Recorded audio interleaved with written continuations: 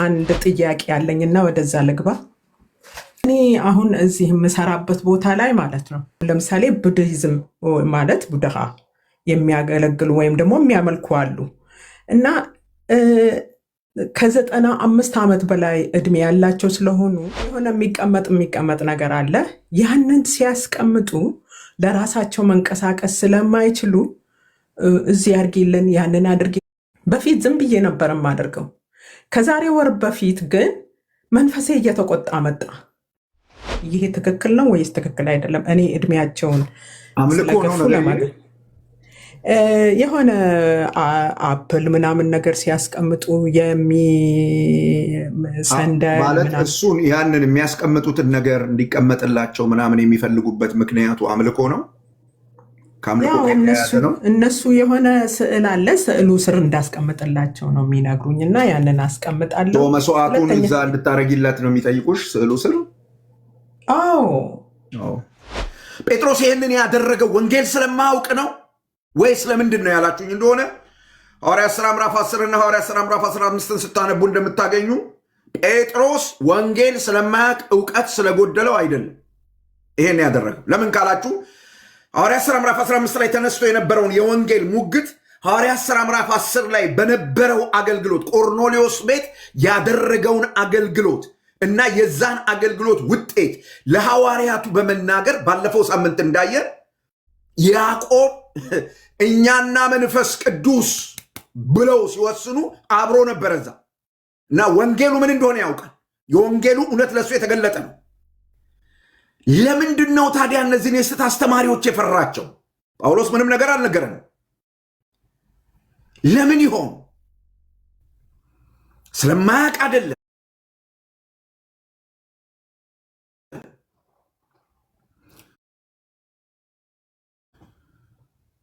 እነዚህ ሰዎች ሲመጡ የሚያውቀውን የወንጌል እውነት አስጣሉት። ብዙ ሰዎች ሰው ፈርተው ኑሮ ፈርተው የወንጌልን እውነት ጥለዋል። እግዚአብሔር ዘመዶቼ ይርዳን። በጣም በጣም በጣም ቁልፍ ነገር ነው እየነገርኳቸው ያለሁት። ይሄ ሁኔታ ነበረ ጳውሎስ ጴጥሮስን እንዲገዳደረው ፊት ለፊቱ መጥቶ እንዲቆም ያደረገው ወንጌልን ስለጣለ። ምክንያቱስ ወንጌልን መጣል ለጴጥሮስም አደጋ ነው፣ ለቤተ ክርስቲያንም አደጋ ነው፣ ለሚመጣውም ትውልድ አደጋ ነው። ወንጌሉን ሙሉ በሙሉ ሙልጭ አድርጎ ነው የካደው ጴጥሮስ? አይደለም። ቅይጥ ትምህርት ሲመጣ ተቀብሎ አስገባ። በዚህ ዘመን ላለን የቤተ ክርስቲያን መሪዎች ወንጌልን መጣላችንና አለመጣላችንን እርግጠኛ መሆን አለብን። መዓት የኢዝም አስተሳሰቦች መጥተው በወንጌል ውስጥ ተደብልቀዋል። እንዳንነካቸው በመቻቻል ነው ምንኖር ይባላል። አይ ብራዘር፣ የምንችለው ቅዱስ ቃሉ የሚለውን ብቻና ብቻ ነው። ከቅዱስ ቃሉ ጋር የሚጣረሰውን ነገር ማረም ነው ያለብህ፣ ማረም ነው ያለብኝ፣ ማረም ነው ያለብሽ፣ ማረም ነው ያለብሽ። ግን የስህተት አስተማሪዎች ይህንን ማድረግ አይወዱም። አማኞች መፍራት ሲጀምሩ ወንጌልን ይነጠቃሉ፣ የወንጌልን መርህ ይነጠቃሉ። ዘመዶቼ ወንጌልን ከሆነ ነገር ጋር ስታቀላቅሉት፣ ስትደባልቁት ወንጌል መሆኑ ያቆማል። ሰምታችሁኛል ያልኩትን?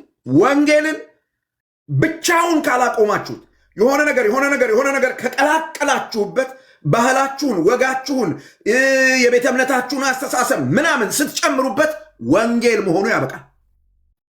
ወንጌል መሆኑ ያቆማል።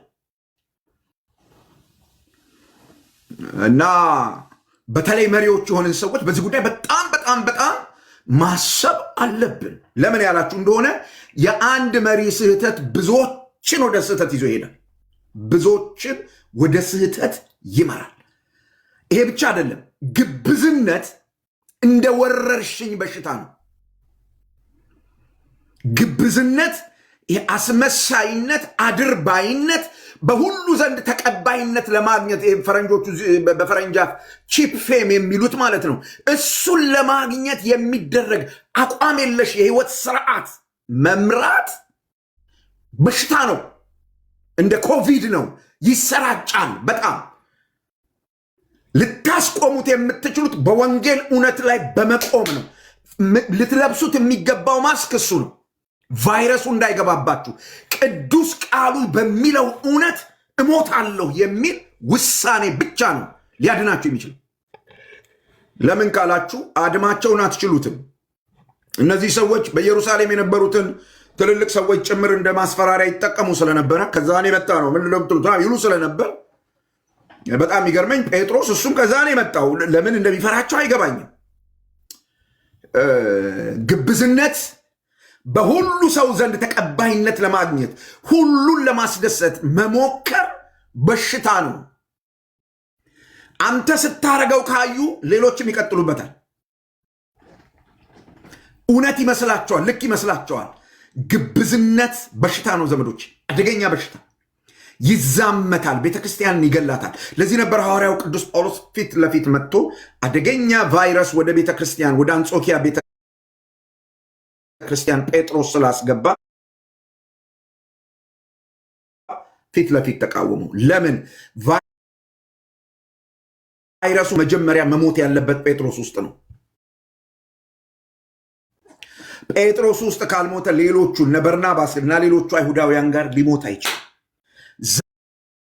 ዛሬም መልእክቴ ይሄ ነው። የቤተ ክርስቲያን መሪዎች ነን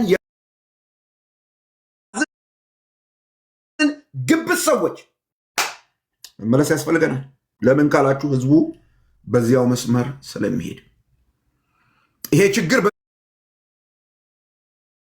በዚህም ዘመን ሊከሰት ይችላል አለ። ስለዚህ ጳውሎሶች ያስፈልጉናል። አርጎ አውጥቶ ይገስጻል፣ ያርማል። ያስፈልጉናል። እንደዚህ አይነት ሰዎች ያስፈልጉናል። ለምንድን ነው እሱ ማንጓጠጥ መሳደብ አስፈላጊ የማይሆነው ያላችሁኝ እንደሆነ ስድብና ማንጓጠጥ ስተትን ማረም አይደለም፣ ሌላ ስተት መፍጠር እንጂ። ስተት ደግሞ በስተት አይታረምም። ስለዚህ እንደ ጳውሎስ ያሉ ሰዎች ብዙ ጳውሎሶች በዚህ ዘመን ለቤተ ክርስቲያን ያስፈልጋል። ጳውሎስ ሳያንጓጥጥ፣ ሳይሳደብ፣ ሌላ ነገር ሳይናገር ጴጥሮስን የተገዳደረው በምንድን ነው ያላችሁኝ እንደሆነ የወንጌልን እውነት ማዕከል አድርጎ። ሃሌሉያ! የምን የወንጌልን እውነት ማዕከል አድርጎ የእርሱን ስሜት የእርሱን ፐርሰናል ኢንትረስት የእሱን ምናምን ወደ ዳር አድርጎ ቁጥር 14ን ተመልከቱ። ነገር ግን እንደ ወንጌል እውነት በቅንነት እንዳልሄዱ ባየው ጊዜ በሁሉ ፊት ኬፋን የመጀመሪያ ተጠያቂ ያደረኩት ኬፋን። ቫይረሱ እሱ ጋር ነው ያለው፣ በሽታው እሱ ጋር ነው ያለው። ስለዚህ እርሱን ፊት ለፊት ቻሌንጅ አደረኩት። ምንድን ነበረ ማዕከላዊው ነገር? ወንጌል፣ የወንጌል እውነት፣ የወንጌል እውነት። የጳውሎስ ወቀሳ የሚመነጨው ከወንጌል እውነት ነው።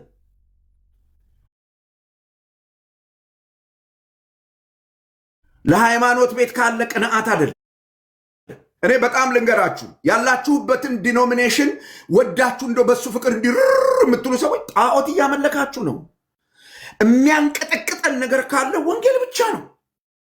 ወንጌል ብቻ፣ ወንጌል ብቻ። ወንጌሉንም ይዘን ከሰው ጋር ጠበኛና ጦረኛ አይደለንም። ግን የወንጌል እውነት የሙግታችን፣ የክርክራችን፣ የትምህርታችን፣ የእምነታችን ሁሉ ማዕከል። ጳውሎስ ጴጥሮስን ሌላ ነገር አላነሳለትም። አይገርማችሁ? አንተ እኮ ድሮም ቢሆን ጌታን በሰራተኛ ፊት የካድክ ምናምን አላለውም እኮ። አይገርማችሁ? አንተ ድሮም ቢሆን እኮ ችግር አለብህ ታሪክን ማላቅ መሰለ ምናምን እኮ አላለውም። በጣም እኮ የሚገርም ነገር ነው። በወንጌል እውነት ብቻ ፊት ለፊት መጣበት። ማዕከሉ የወንጌል እውነት ነበር እና ጴጥሮስ አለው አቤት እንደ ወንጌል እውነት በቅንነት እየሄድክ አይደለም። ስለዚህ ጥያቄ አለኝ አለ። ምነው ጥያቄ ሲለው አንተ አይሁዳዊ ሳለ በአይሁድ ኑሮ ያይደለ መጀመሪያውኑ አንጾኪያ መጥተህ በነበረበት ጊዜ አይሁዳዊ ነበርክ። ወንጌል ስትሰብካቸው ስታስተምራቸው አይሁዳዊ ነበርክ። እና እነዚህ ሰዎች ሳይመጡ በፊት ነበረ ከነዚህ ሰዎች ጋር የነበረህን ግንኙነት ማቋረጥ የነበረብህ። አብረሃቸው መብላት አልነበረብህም። አብረሃቸው መጸለይ አልነበረብህም። አብረሃቸው ማምለክ አልነበረብህም። አብረሃቸው ምንም ነገር ማድረግ አልነበረብህም።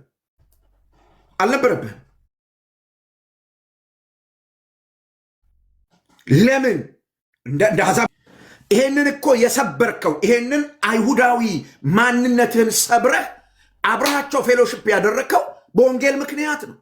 አብረሃቸው የሆንከው እኮ በወንጌል ምክንያት ነው። ዋይ ወንጌል የጥል ግድግዳ የፈረሰበት ሁለቱን ያዋሃደ ጴጥሮስ የሰበከው ወንጌል፣ ጳውሎስ የሰበከው ወንጌል፣ የኢትዮጵያ ቤተክርስቲያን አሁን መስበክ ያለባት ወንጌል፣ ለኢትዮጵያ መፍትሄ ወንጌል ነው የምንለው የዘረኝነትን በሽታ የሚነቅለው ወንጌል ብቻ ስለሆነ ነው። ወንጌል ብቻ ስለሆነ ነው።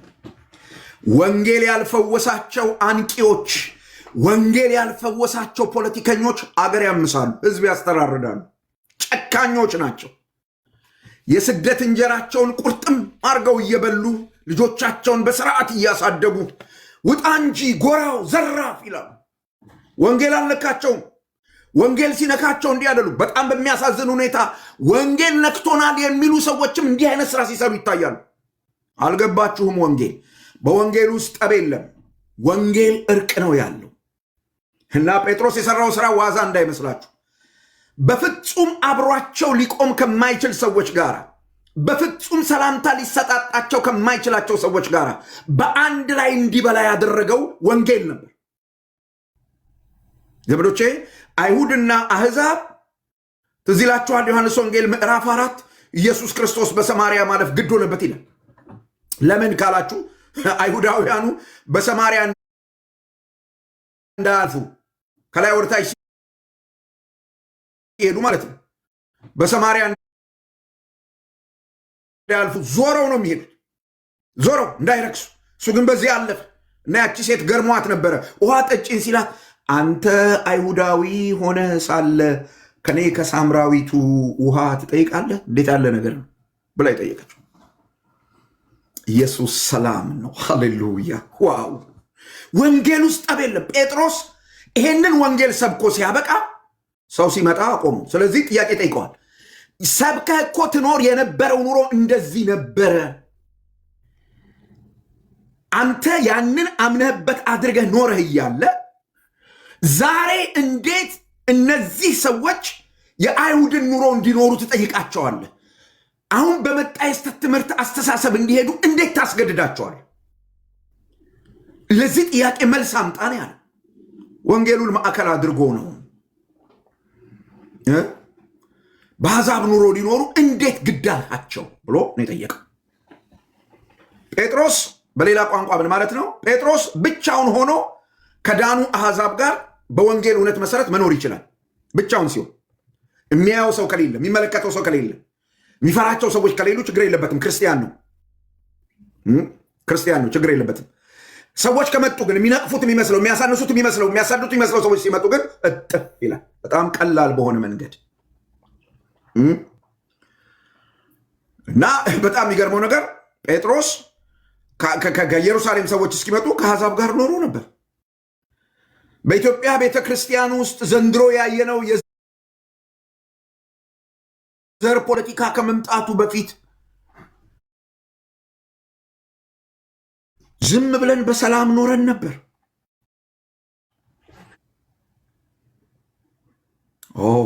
አደገኛ መርዝ ለሱ ማለት ነው።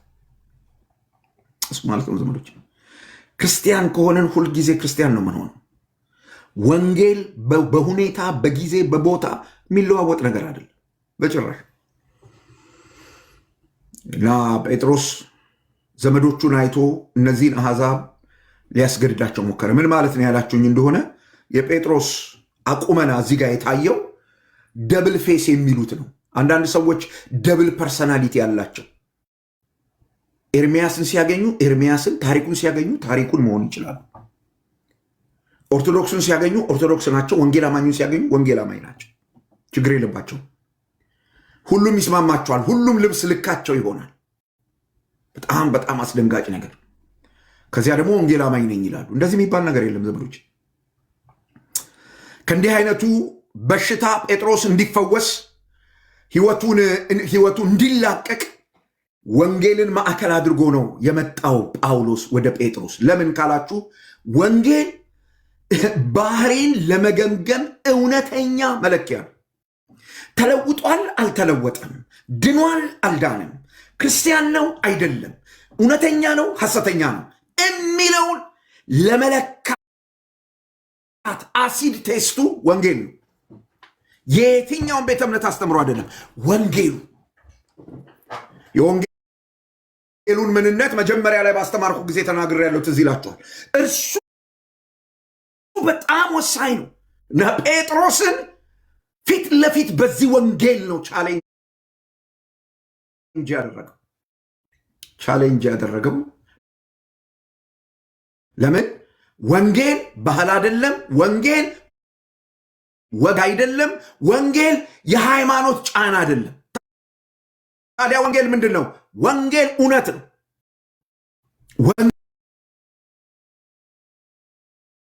ሐዋርያው ቅዱስ ጳውሎስ ወደ ጴጥሮስ የወንጌልን እውነት ይዞበት የመጣበት ምክንያት ዴሊቨር ሊሆን የሚችለው በዚህ ብቻ ስለሆነ ነው። ከግብዝነት ከሚባል ክፉ በሽታ ሊላቀቅ ሊድን ነፃ ሊወጣ የሚችለው በዚህ እውነት ብቻ፣ በወንጌሉ እውነት ብቻ። ይሄ ወንጌል ምንድን ነው? እሱ ቨሪ ሪማርከብል ቁጥር 15 ከ16 ጳውሎስ መጽደቅ በጣም ደስ የሚል ነገር እዚህ ይናገራል። አዲስ ኪዳን ውስጥ ዘመዶቼ፣ አዲስ ኪዳን ውስጥ መጽደቅ መዳን የሚባለው ነገር በጸጋና በእምነት ብቻ እንደሆነ ከተብራራባቸው የመጽሐፍ ንባባት መካከል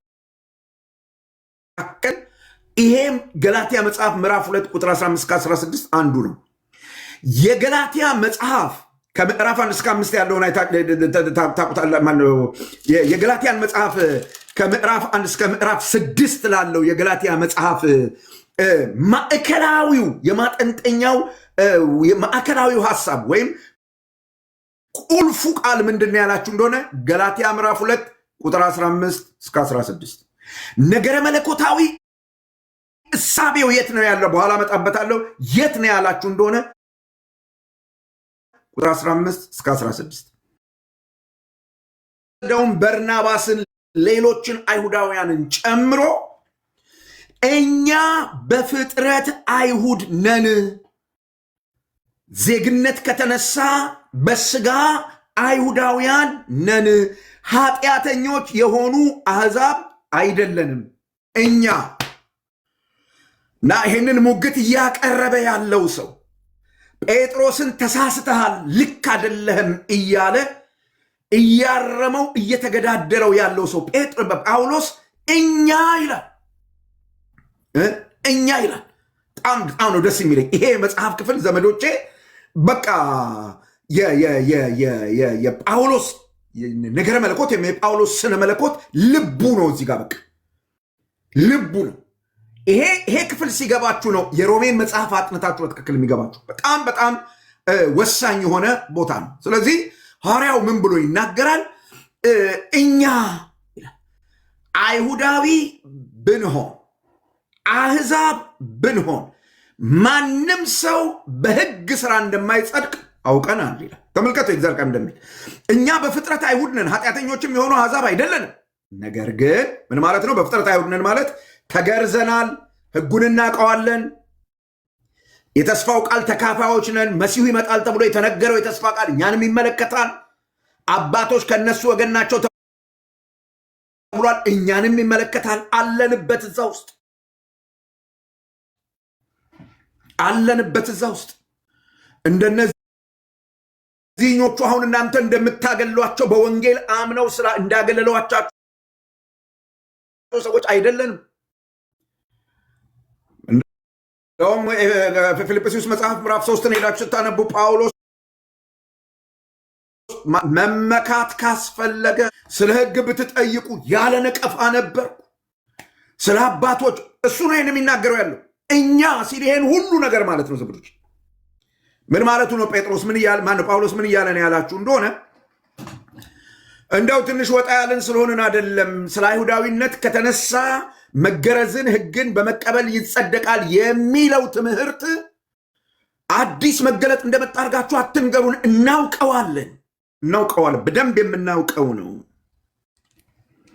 እኛ በፍጥረት አይሁድ ነን፣ ኃጢአተኞች የሆኑ አሕዛብ አይደለንም። ነገር ግን የአብ ስም ይቀደስ።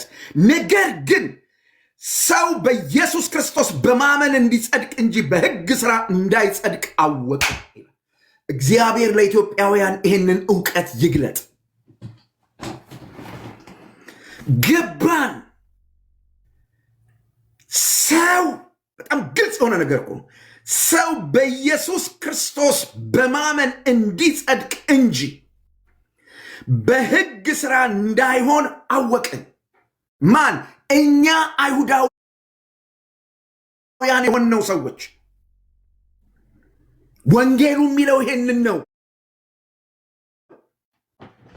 የወንጌሉ እውነት ይሄ ነው። ጴጥሮስ አሁን አንተ ግብዝነት ግብዝ የሆንክበት የአይሁድን ትምህርት የቀላቀልክበት የወንጌሉ እውነት ይሄውና አንድ ቤተ እምነት አንድ ቤተ ክርስቲያን ወንጌልን ይሰብካል፣ ወንጌልን ያምናል፣ ወንጌልን ይናገራል የምትሉ በኋላ ላይ ተፈትኖ በእነዚህ ሰዎች ተገበዘበት እንጂ ሐዋርያት ሥራ ምዕራፍ 15 ያጸደቀው ያጸናው ትምህርት ነው። እኛ አይሁዳውያኑ ሰው ኢየሱስን በማመን እንዲጸድቅ እንጂ በሕግ ሥራ እንደማይጸድቅ አውቀናል ይላል። በየትኛውም ዘመን ሰው በሥራ ጸድቆ አያውቅም፣ ሊጸድቅም አይችልም። ሕግ በመጠበቅ ሊጸድቅ አይችልም፣ ጸድቆ አያውቅም። ይሄ ገባን ይላል ጳውሎስ። እግዚአብሔር ይግለጥልን ዘመዶች። ቀጥሎ ግን በጣም ኃይለኛ ነገር ይናገራል። ስጋን የለበሰ ሁሉ፣ እኛ አይሁዳውያኑ ብቻ አይደለንም፣ ስጋን የለበሰ ሁሉ። ይሄ ኢትዮጵያውያንን ያጠቃልል ይሆን? ስጋን የለበሰ ሁሉ፣ ነጭ ቢሆን ጥቁር፣ የተማረ ቢሆን ያልተማረ፣ ሀብታም ቢሆን ድሃ፣ ወንበዴ ወሮበላ ጨካኝ ቢሆን ጨዋ ኃጢአተኛም ቢሆን። ጨዋ ኃጢአተኞች አሉ ታውቃላችሁ፣ ወሮበሎች ያልሆኑ የማይጠጡ ምናምን በጣም ሞራል ያላቸው ስነ ምግባር ያላቸው ሰዎች አሉ፣ ጨዋ ኃጢአተኞች። እሱም ቢሆን ስጋን የለበሰ ሁሉ በሕግ ሥራ ስለማይጸድቅ አይገርምም? በሕግ ሥራ ስለማይጸድቅ እኛ ራሳችን በሕግ ሥራ ሳይሆን በክርስቶስ እምነት እንጸድቅ ዘንድ ኪሳራ እንደሆነ ገባኝ።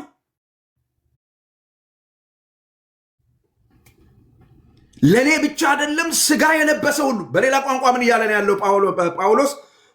ከኔ ተማሩ ነው እያለ ያለው። እኔ እየተቀጣ ዝም ብለህ መከራህን አትይ።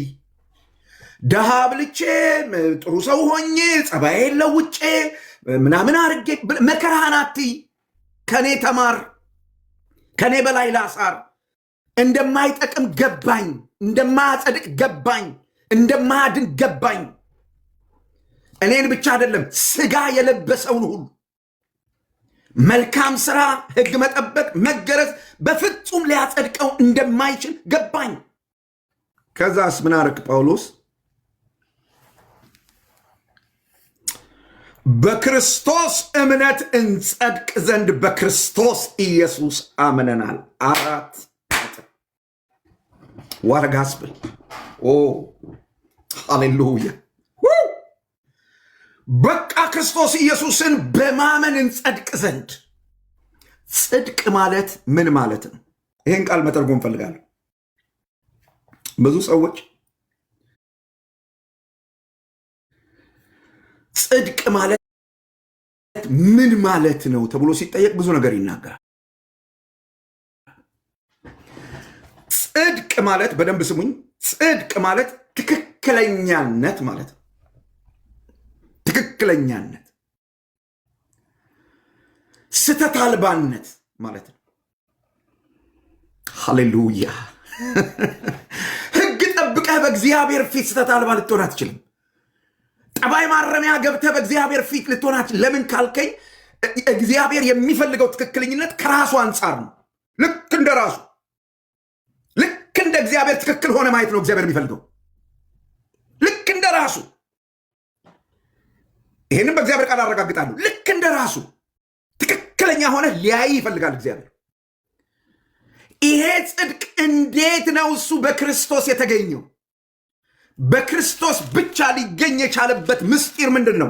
2 ቆሮንቶስ ምዕራፍ 5 ቁጥር 21 እኛ በእርሱ ሆነን የእግዚአብሔር ጽድቅ እንሆን ዘንድ ውይ እኛ በእርሱ ሆነን የእግዚአብሔር ጽድቅ እንሆን ዘንድ። ብራዘር፣ እግዚአብሔር ከአንተ የሚፈልገው ተገርዘህ ሕግ ጠብቀህ ደሃ አብልተህ ጠባሻሽለህ የሰራኸውን ጽድቅ አይደለም። የራሱን ጽድቅ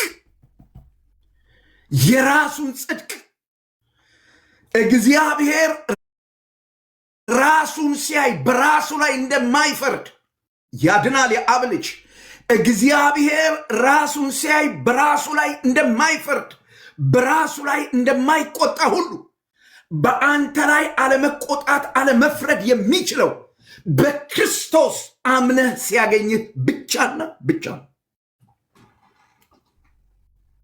ብቻና ብቻ፣ ሌላ መንገድ የለውም። ጳውሎስ ነው ያለው ይሄንን። ክርስቶስ ብቻ። እኛ በእርሱ ሆነን የእግዚአብሔር ጽድቅ እንሆን ዘንድ ኃጢአት ያላወቀውን እርሱን ስለ እኛ ኃጢአት አደረገ። ኃጢአተኛ አይደለም ያደረገው፣ ኃጢአት አደረገው። ተለዋወጥን። ሐዋርያው ቅዱስ ጳውሎስ ልክ ይሄ እውነት ሲገባው ምን አደከመኝ አለ። ጴጥሮስ አንጾኪያ ሄዶ የሰበከውና ከወንድሞቹና ከእህቶቹ ጋር አንድ ላይ ያኖረው ይሄ ወንጌል ነበረ። ሕጉስ አልተገረዘምና አብረሃው አትሁን ይላል ሕጉ። ይሄኔ ሕጉ ለእሱ አልተሰጠውምና አብረሃው አትሁን፣ አብረሃው አትብላ፣ አብረሃው አትጠጣ፣ አብረሃው አትጸልይ ይላል ሕጉ። ይሄን ነው የሚለው። መነካከት አይቻልም። እንድንነካካ ያደረገን ሃሌሉያ መስቀል ላይ የዋለው ኢየሱስ ነው። ወንጌሉን አብራራው። በዚህ እውነት መሰረት ነው ጳውሎስ ጴጥሮስን ስጋን የለበሰ ሁሉ አይጸድቅም። በዚህ ጥቅስ ውስጥ ዘመዶች 3 ጊዜ ጳውሎስ በእምነት መጽደቅ የሚለውን ሐሳብ አጽንኦት ሰጥቶ ተናግሯል።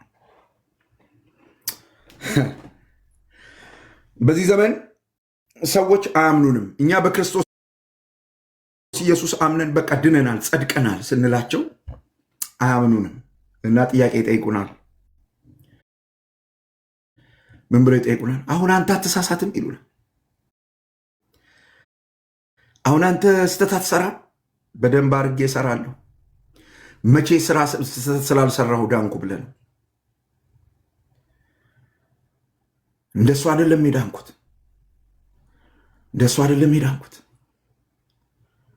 በበደላችንና በኃጢአታችን ሙታን ሳለን ከክርስቶስ ኢየሱስ ጋር ሕይወትን ሰጠን። ለምን? በምህረቱና በፍቅሩ ምክንያት። ሕይወትን ለምን እንዴት ሰጠን?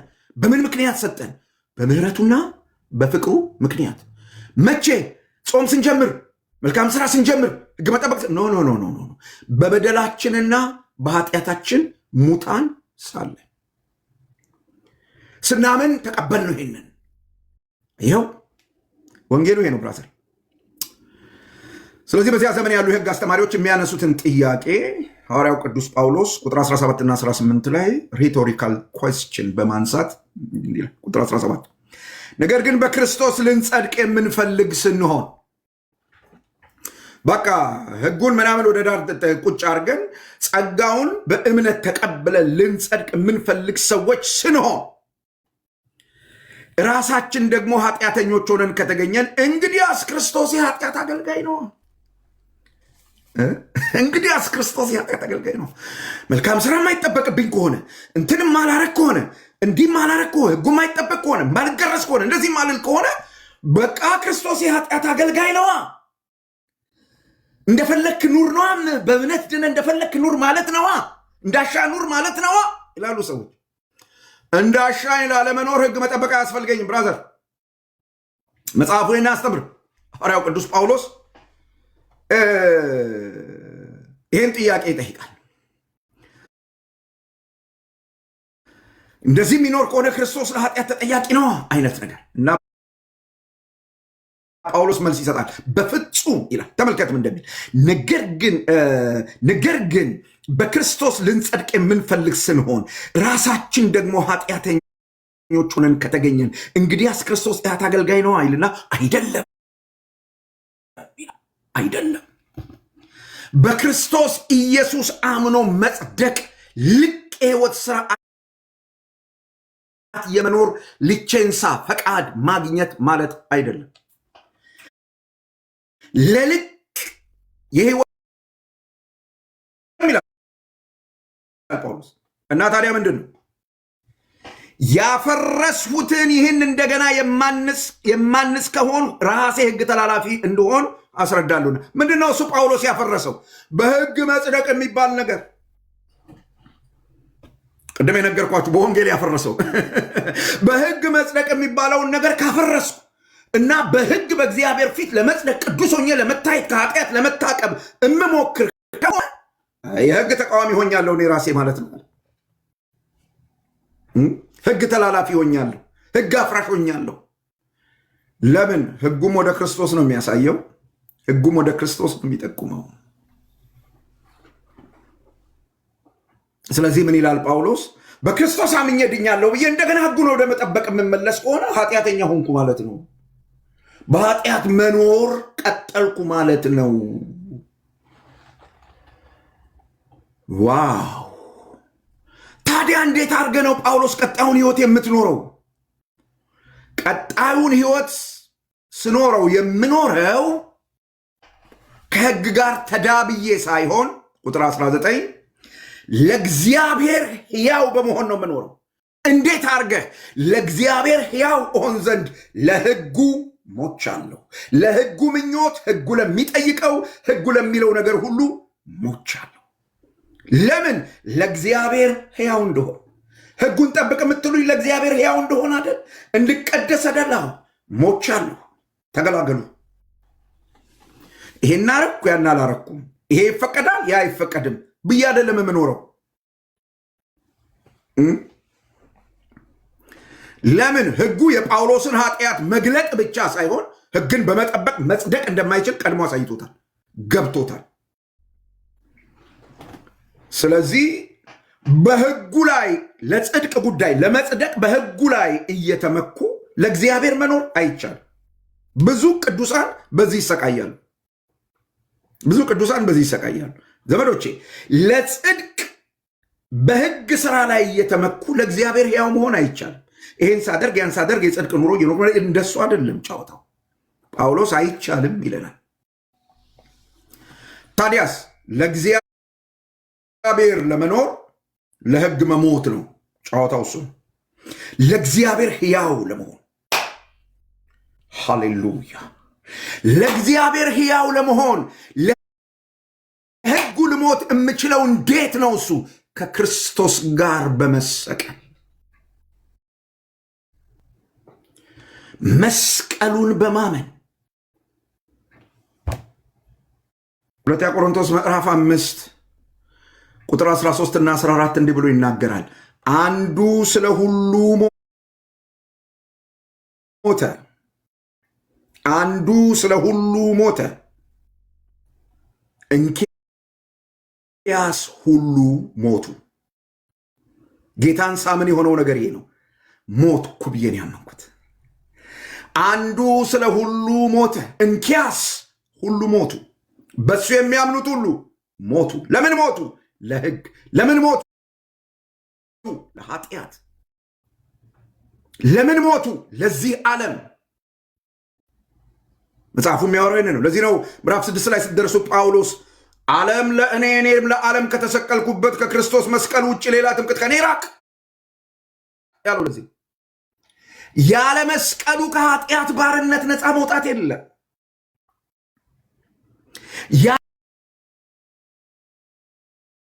በህይወት ያሉት ወደፊት ለራሳቸው እንዳይኖሩ አንዱ ስለነሱ ለሞተውና ለተነሳው እንጂ አንዱ ስለ ሁሉ ሞተ ወደ እግዚአብሔር ቃል ይናገራል።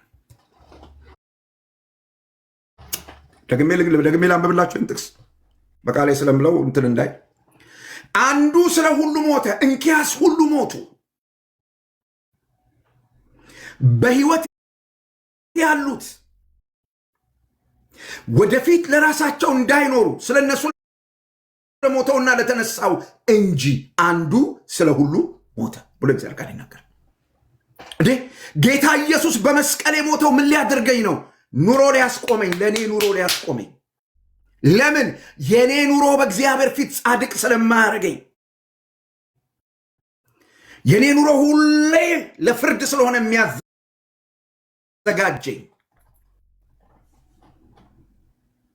እና ጳውሎስም ብሎ ይናገራል፣ ከክርስቶስ ጋር ተሰቅያለሁ። ክርስቶስ በእኔ ውስጥ ይኖራል። አሁን የምኖረው የእምነት ኑሮ ክርስቶስን ያመንኩት አምኜ ለመጽደቅ ብቻ አይደለም፣ ለመኖር፣ ለህይወት ጻድቅ በእምነት ወንጌል ይሄ ነው ይላል። በኃጢአት እንዳልኖር የሚያደርገኝ ህግ መጠበቄ አለመጠበቄ አይደለም። አምዴድ ከክርስቶስ ጋር ተሰቅዬ ሞቻለሁ። ስለዚህ ክርስቶስ በእኔ ይኖራል። እንዴት? በሱ ላይ ባለኝ እምነት፣ በሱ ላይ ባለኝ እምነት። ዋው! ስለዚህ የክርስትና ህይወት በህጉ ስራ የሚመራ ሳይሆን የክርስቶስ የትንሣኤው ኃይል መገለጥ ውጤት ነው። ደግሜ እነግራችኋለሁ። የክርስትና ህይወት በእርግጥ በወንጌል አምነው የዳኑ ሰዎች በምድር ላይ የሚኖሩትን ህይወት ቅድስና በሉት፣ የጽድቅ ኑሮ በሉት፣ የፍቅር ዋቴቨር የሚያገለኝ ይሄ ሁሉ የምን ውጤት ነው ካላችሁ፣ ክርስትናን በአግባቡ ልንኖር የምንችለው የእግዚአብሔር ቃል በሮሜ መጽሐፍ ምዕራፍ 6 እንደሚነግረን ሞቱን በሚመስል ሞት ከሱ ጋር ከተባበርን፣ ትንሣኤውን በሚመስል ትንሣኤ ደግሞ ከሱ ጋር እንተባበራለን ይላል። እናስ ክርስቶስ ኢየሱስ ከሙታን እንደተነሳ በአዲስ ህይወት ለመኖር ከሱ ጋር ሃሌሉያ አስነሳን ይላል እግዚአብሔር ቃል። ወንጌሉ ይሄ ነው። ክርስቲያናዊ ኑሮው የሚፈሰው ከክርስቶስ ጋር ካለ አንድነት እንጂ ከወግ፣ ከስርዓት፣ ከደንብ፣ ህግ ከመጠበቅ ከምንም አይደል። ሐዋርያው ቅዱስ ጳውሎስ ይህንን ሁሉ ካብራራ በኋላ ቁጥር 21 ላይ የመጨረሻውን ቁልፍ ነገር ይናገራል። አንብብ። የእግዚአብሔርን ጸጋ አልጥልም። ዋው! በዚህ ልክ ህይወት የሰጠኝን የእግዚአብሔርን ጸጋ አልጥልም። የጸደቅኩበትን፣ የዳንኩበትን፣ ህይወትን መኖር የጀመርኩበትን የእግዚአብሔርን ጸጋ አልጥልም። ወደ ጎን አላደርግም፣ አልጥልም።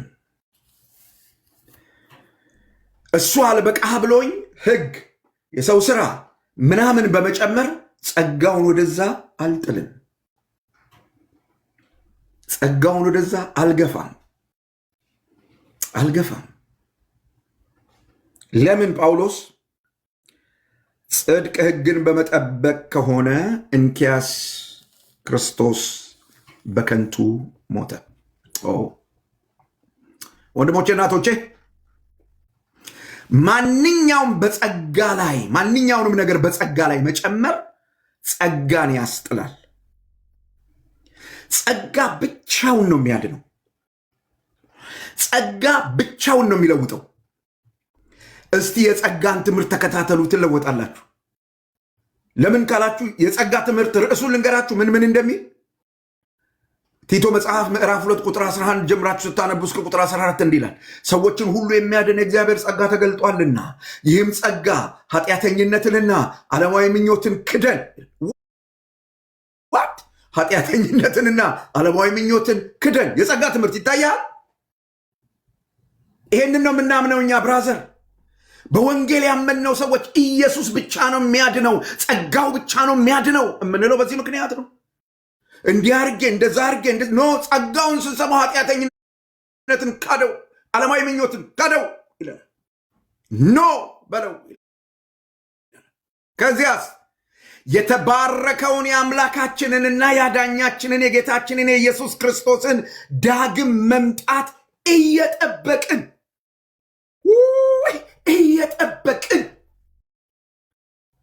ብራዘር ዝም ብለን የሆነ አንድ ሃይማኖት ውስጥ ገብተን ዘጭ ለማለት ዘጥ ለማለት አይደለም። ዳን ነው የምንጠብቀው ጌታ አለ። ከጸጋው የተነሳ ጸጋው የሚመጣ አለ እና ምን እናርግ? ጸጋው እንዲህ ብሎ ያስተምራል። በዚህ ዘመን ወይም በአሁኑ ዘመን በጽድቅ በቅድስና እግዚአብሔርን በመምሰል እንድንኖር ያስተምረናል። የጸጋ የትምህርት ርዕሶች እነዚህ ናቸው። ጽድቅ፣ ቅድስና፣ እግዚአብሔርን መምሰል። ጸጋ የሚያስተምረው ትምህርት ነው። ዓለማዊ ምኞትንና ኃጢአትን መካድ የጽድቅ እውነተኛ እግዚአብሔርን መምሰል በጸጋ ውስጥ ነው ያለው።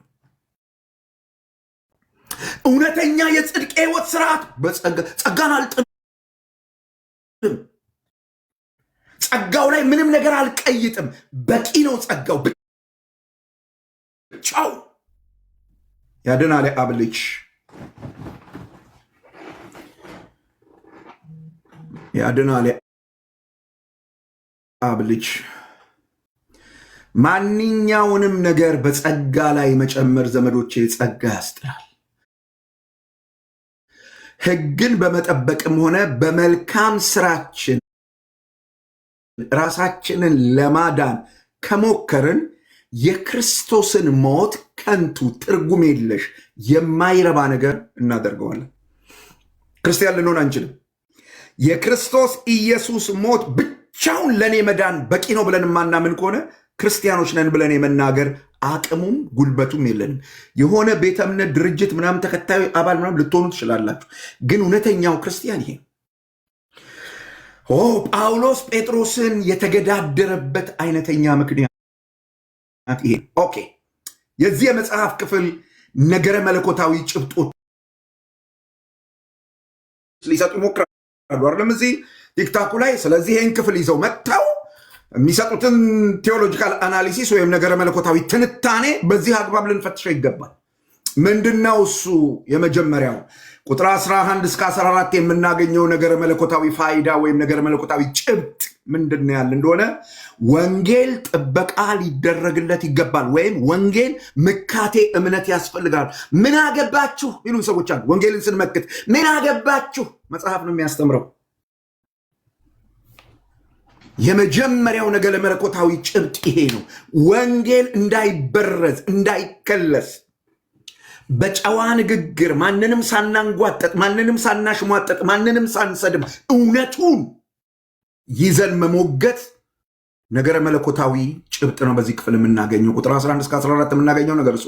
ሁለተኛው ወንጌልን ስንመክት ሐዋርያት እንኳን ለእውነት መገዛት ስላለባቸው ነው። ምክንያታችን ይሄ ነው። ሐዋርያው ጴጥሮስ ለእውነት መገዛት ነበረበት፣ ወይም መንፈሳዊ ስልጣን ለስህተት ፈቃድ ስላልሆነ። ለዚህ በየትኛውም ስልጣን ላይ ይቀመጡ ሰዎች ለወንጌል እውነት መገዛት አለባቸው። ምን ለሚለው የወንጌል እውነት? መጽደቅ በእምነት ብቻ ነው። ቁጥር 15-16 ሁለተኛው ነገር መለኮታዊ ጭብጥ ይሄ ነው። መጽደቅ ሐዋርያሁን ነቢይሁን ምንም ሁን ጴጥሮስ እንኳን ለዚህ እውነት መገዛት ነበረበት። ለዚህ ነው ጳውሎስ እንትን ያለው ብራዘር፣ ለዚህ አታስፈራሩንም፣ ከዚህ እውነት ጋር ከተጋጫችሁ እንሞግታለን፣ ልክ አይደላችሁ። መጽደቅ በእምነት ብቻ ነው። ቁጥር 15-16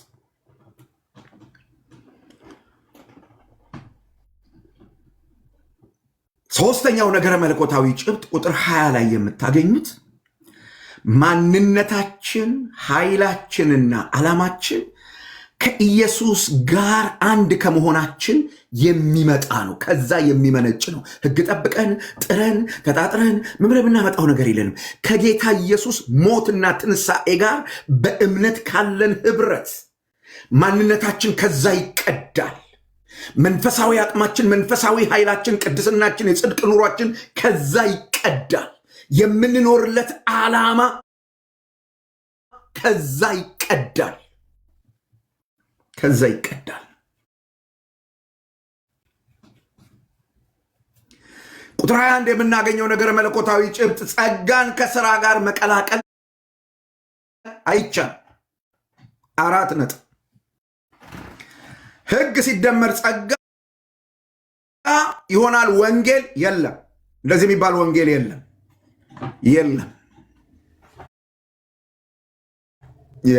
ስህተት ነው። ይሄ ነገረ መለኮታዊ እሳቤ የእውነተኛው የክርስትና ትምህርት መሰረት ነው።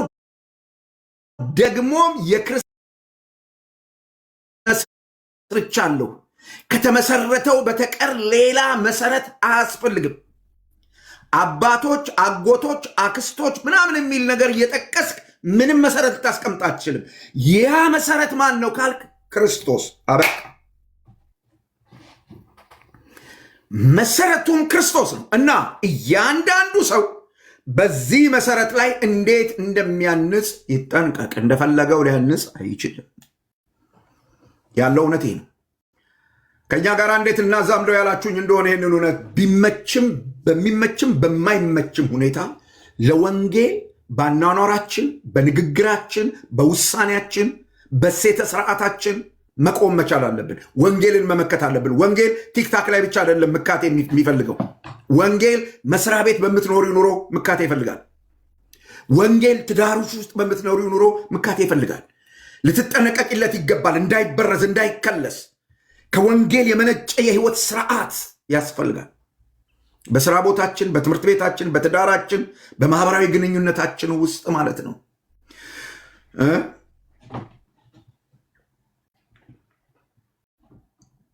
ጳውሎስ ጴጥሮስን ፊት ለፊት የተገዳደረው ያነጋገረው እውነት ከስም በላይ ስለሆነ ነው።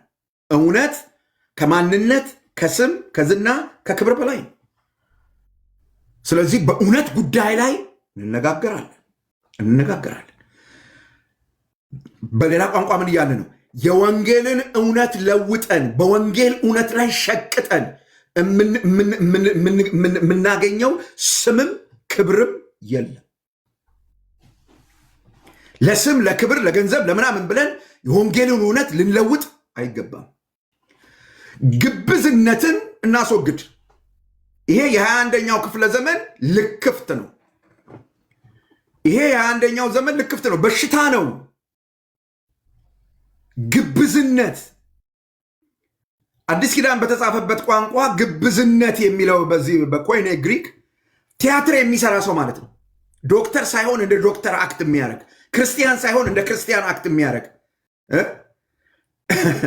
እውነተኛ ፍቅር ውስጡ ሳይኖር እንትናዬ ምናምን እያለ የሚኖር ሰው ማለት ነው። ስታፕ። ግብዝነትን ማስወገድ።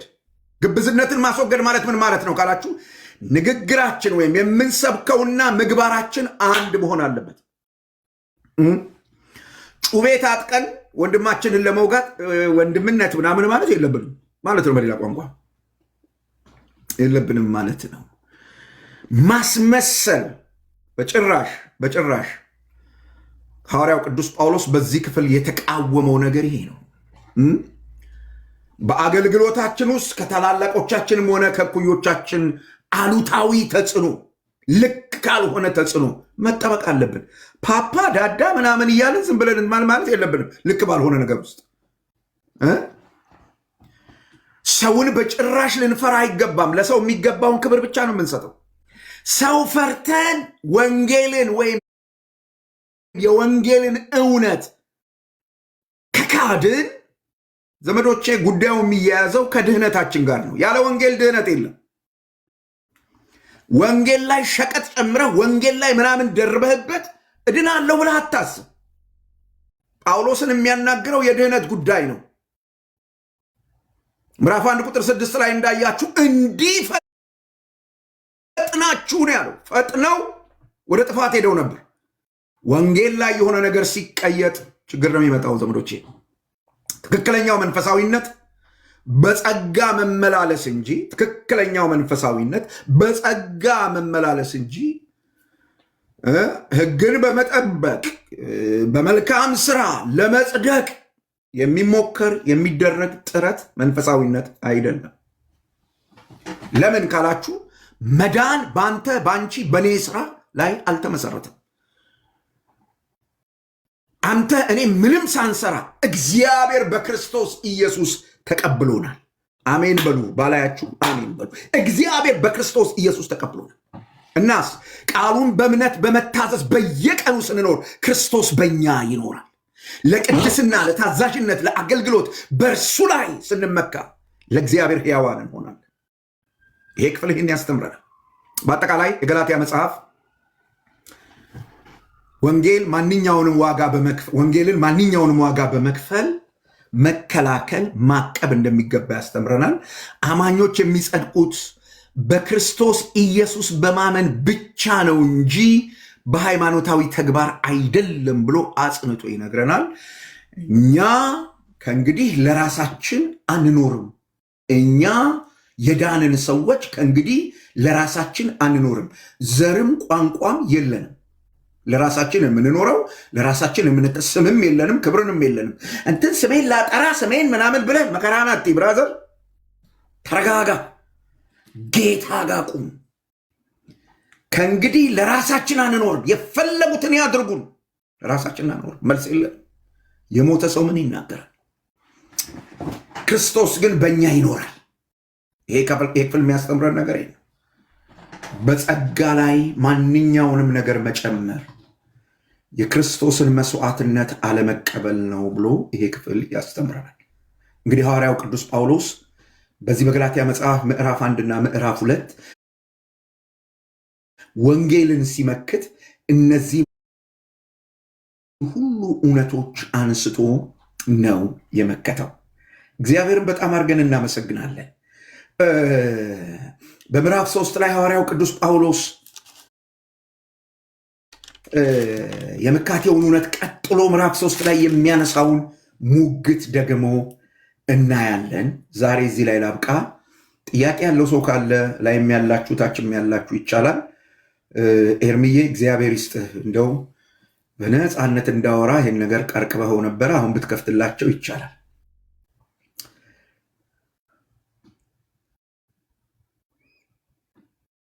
ኤርሚ ፓስተር ተባረክ፣ ጸጋ ይብዛልህ።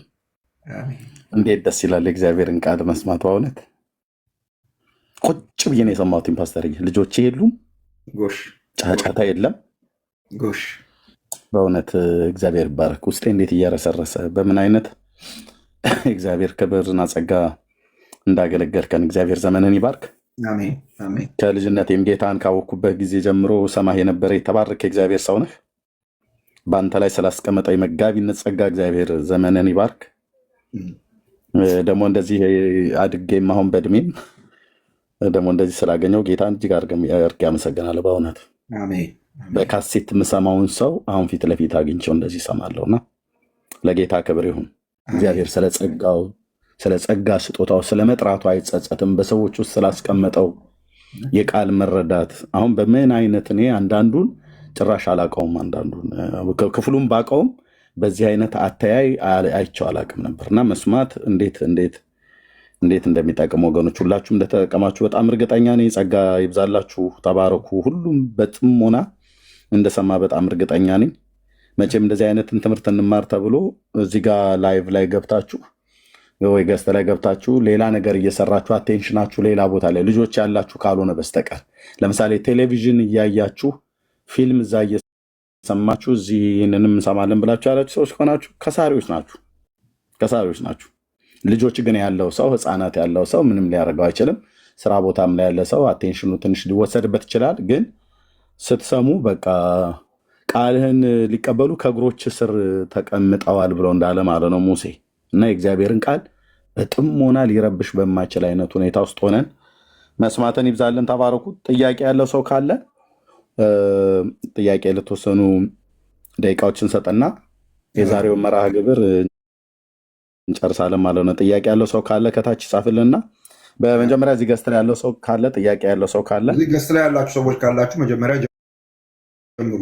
አዎ ጠይቁ። ገስት ላይ ላላችሁ እድል ልስጥ። ጥያቄ ያላችሁ ሰዎች ካላችሁ በተማርነው ክፍል ላይ ብቻ ማለት ነው። በተማርነው ክፍል ላይ ብቻ። ከዛ ደግሞ ከታች ያሉትን ደግሞ እንጠይቃለን።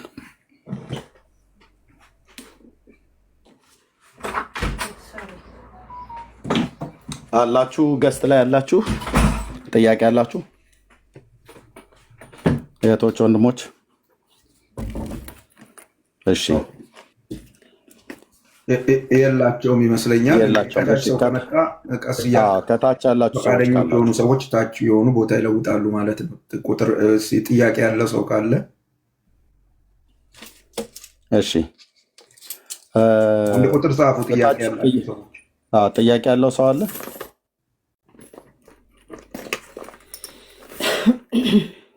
ምንም ይሄ ምን እንደዚህ ውስጥ እንደው አልገባንም ይብራራልን ብላችሁ የምትሉት ነገር ካሌለ በስተቀር ግልጽ የሆነ መልእክት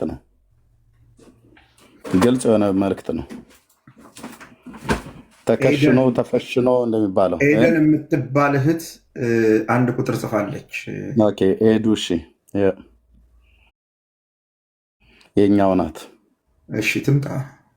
ኦኬ እሺ። ሌሎች ጥያቄ ካላችሁ በገላትያ መጽሐፍት ላይ እየተማርን ያለነውን እዛ ላይ ጥያቄ ያላችሁ ሰዎች ካላችሁ መምጣት ትችላላችሁ። እሺ እህቴ ሄደን ቀጥይ።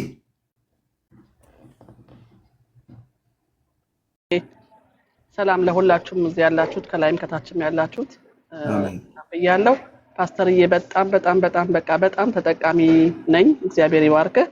በጣም ደስ እያለኝ ነው ስሰማ የነበርኩት ሙሉውን ስራ ላይ ሆኜ እና ምዕራፍ 2 ገላትያ ምዕራፍ 2在大街上漫无目的的游荡。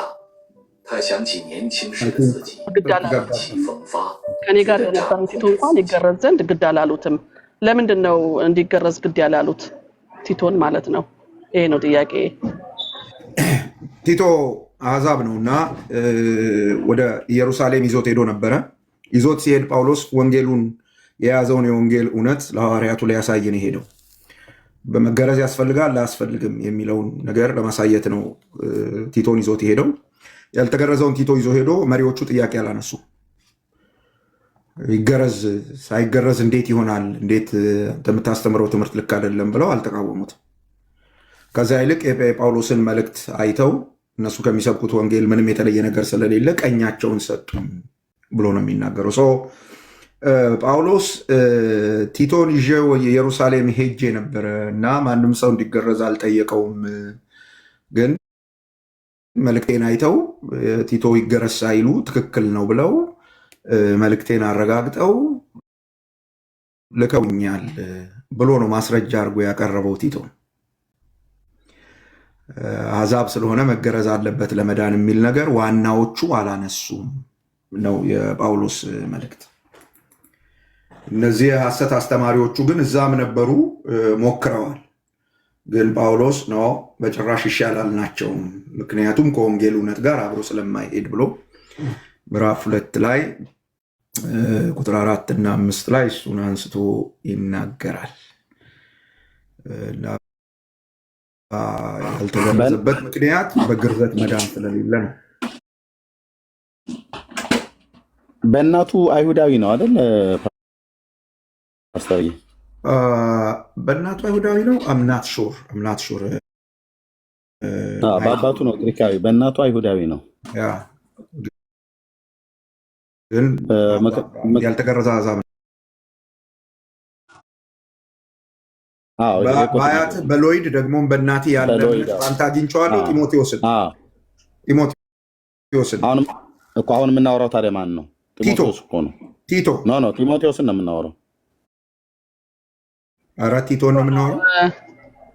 ጳውሎስ ጢሞቴዎስን ይዞ አልወጣም ወደ ኢየሩሳሌም። ቲቶን ነው ይዞ። ቲቶ ነው እንዴ ታዲያ የተገረዘ? የተገረዘው እኮ ጢሞቴዎስ ነው። አይ ሳይገረዝ ይዞት የሄደው ቲቶን ነው። ምዕራፍ 2 ላይ መልእክቱን ይዞ ያሳያቸው ለዋናዎቹ። ቲቶን ደግሞ ደልብሬት ነው ይዞት የሄደው። ያልተገረዘውን ቲቶን ደልብሬት ነው ይዞት የሄደው እና እነ ዮሐንስ እነ ጴጥሮስ እነ ያዕቆብ መልእክቱን አይተው ሐዋርያት ሥራ ምዕራፍ 15 ማለት ነው። መልእክቱን አይተው ያሉት ነገር ምንድን ነው? በቃ የታነቀ ነገር እንዳይበሉ፣ ደም ያለው ነገር እንዳይበሉ፣ ደም እንዳይበሉ ይህም ብቻ ነገሯቸው አሉ እንጂ መገረዝ ለድህነት አስፈላጊ ለአለመሆኑን ማረጋገጥ ከፈለጋችሁ ዋኖቹ ጋር መልእክቴን ላሳይ ሲሄድ ቲቶን ይዤው ሄጃለሁ። ማንም ተገረዝ አላለውም። እዛ ግን የነበሩ ሐሰተኞች ሞክረው ነበር ይላል ቁጥር 3 እና 4 ያየን እንደሆነ። ነገር ግን ከኔ ጋር የነበረ ቲቶ እንኳ የግሪክ ሰው ሲሆን ይገረዝ ዘንድ ግድ አላሉትም። ማን? ዋናዎቹ እነ ጴጥሮስ እነ ዮሐንስ እነ ያዕቆብ ዋናዎቹ ግድ አላሉትም። ነገር ግን ባሪያዎች ሊያደርጉን በክርስቶስ ኢየሱስ ያለንን አርነታችንን ይሰልሉ ዘንድ ሾልከው በስውር ስለገቡ ስለ ሐሰተኞች ወንድሞች ነበር ይዤው የሄድኩት። ዋናው ማለት ነው። እሺ ይዤው የሄድኩት በዚህ ጉዳይ ነው። አንጾኪያ መጥተው እየበጠበጡ ያሉ ሰዎች ነበሩ እና ይዤው የሄድኩት በዚህ ምክንያት ነው። ግርዘት የሚባል ነገር ለድህነት እንደማያስፈልግ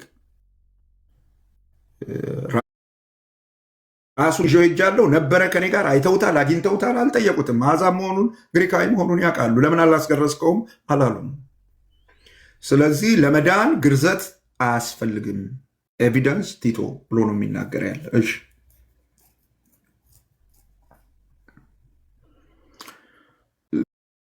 ሌላ ጥያቄ ያለው ሰው? እሺ ሂሩትና ገኒ ገብታችኋል። እሺ ጥሩ ጥያቄ የጠቅሽው ገኒ ማንሽ ኤዲ ተባረኪ።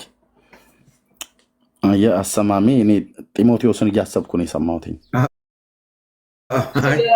ለምስክር ብሎ ነው ይዞት የሄደው ማለት ነው። በቃ እሱ ያ ማስረጃ ነው፣ ኤቪደንስ ነው ይዞት። በቃ እንደዚህ ተረድቼው አላውቅም። ይገርምሃል ፓስተርዬ፣ እንደዚህ በጥልቀት ኤርሚ ሲናገር እንደነበረው ባለ እንግዲህ መጽሐፍ ቅዱስ እንማረዋለንም ዝግ ብሎ ማንበብ ነው መጽሐፉ። አይ እንደዚህ በዝርዝር የሚያስተምር የሚያስፈልገናል። ኤርሚንም አንለቀውም፣ ብሉይ ኪዳን ያስተምረናል፣ ይጀምርልናል። አንድ ቀን ጌታ ይረዳናል። ተባረኩ። እኔ ልውረድ። ሌላ ሰው የሚገባ ጥያቄ ያለው ካለ ልውረድ። እሺ ተባረኩ። ሶስት ሰዎች ገኒ ቀጥይ። እሺ ከዛ ማን ነው ከላይ? ተክሌ ጥያቄ አለ? ተክሌ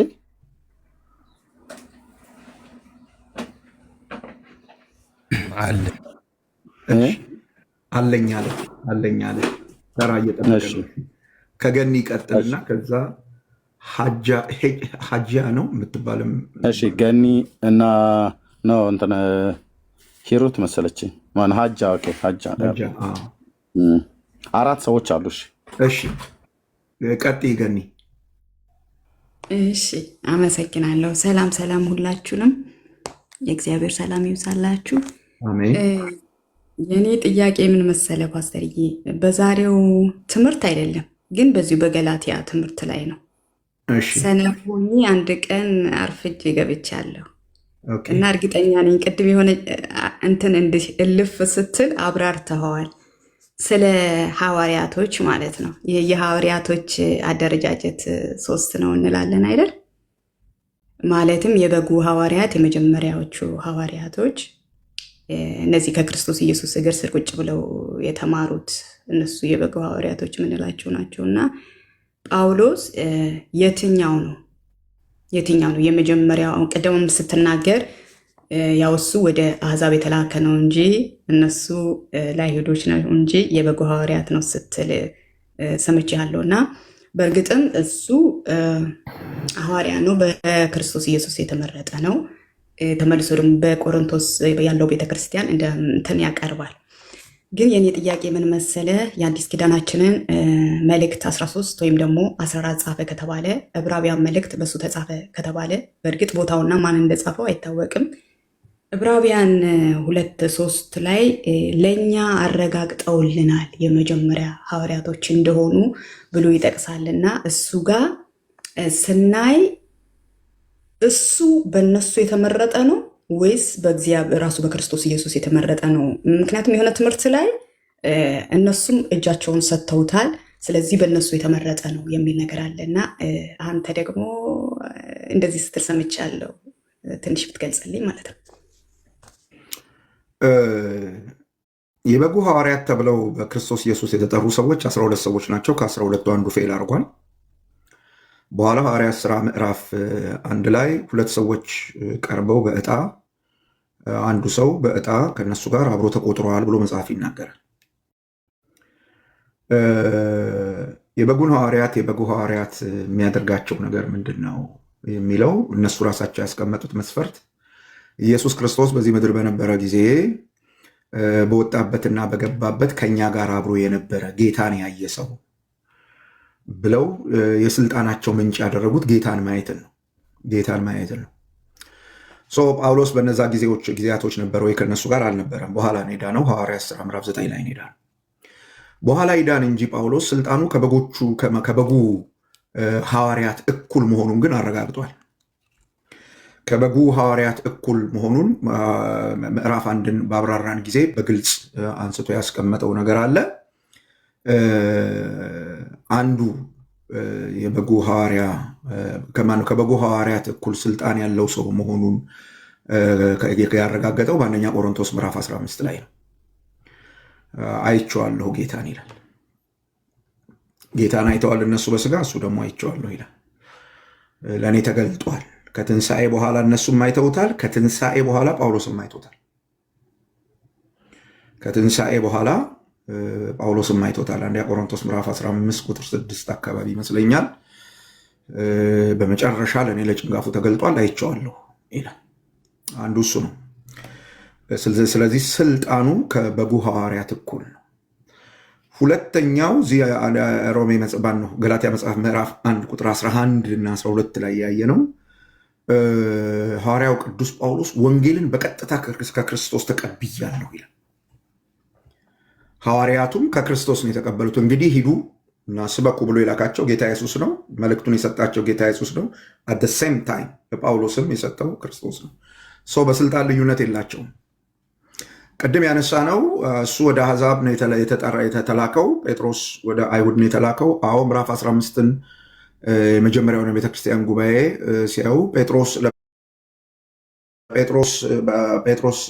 ለአይሁድ ሄዶ በሰበከ ጊዜ የሰራለት እግዚአብሔር ለአሕዛብ ደግሞ እኔ በሰበኩ ጊዜ ሰርቷል ብሎ ጥሪው ለአሕዛብ መሆኑን አረጋግጧል። ወደ አሕዛብ በነበረው የ10 ዓመት የወንጌል አገልግሎት ቆይታ ምናልባት አሁን ያለችው ቤተክርስቲያን ያልሰራችውን ስራ እስኪሰራ ድረስ አንዳንዶች 4 ያደርጉታል፣ ግን 3ቱ እርግጥ የተረጋገጠ ነው። 3 የወንጌል ጉዞዎች አድርጎ ከፍተኛ የሆነ የወንጌል ስራ ሰርቷል። በስልጣን ከጴጥሮስ ከጴጥሮስ ከዮሐንስ ከያዕቆብ አያንስም። የተጠሩበት መንገድ ነው የተለያየው። ምዕራፍ 2ን ስታጠኝ እንደምታገኙ መልእክቴን ወስጄ ያሳየኋቸው ምንም የጨመሩት ነገር የለም ብሎ ግን ቀኝ እጃቸውን ሰጡኝ የሚለው ምንም የተሳሳተ ነገር እንደሌለ አረጋገጡ። መልእክቴን ነው እንጂ እኔን ሾሙኝ ማለቱ አይደለም። በጭራሽ እንደሱ የሚል ሀሳብ በአውድ ውስጥ የለም። እንደውም እሱ በግልጽ የሚናገረው ምዕራፍ 1 ላይ የምታየው እኔ ከሰው አልተማርኩም፣ በሰው ሐዋርያ አልተደረግኩም። ቁጥር 1 ላይ የሚያወራው እሱ ነው። በእግዚአብሔርና ከሙታን ባስነሳው በክርስቶስ ነው ሐዋርያ የሆንኩት ይላል። ጀስት እነሱ ያኛውን እርግጠኛ ባልሆኑበት ትክክል አይመስለኝም። በዚህ አግባብ ብታየው ጥሩ ነው።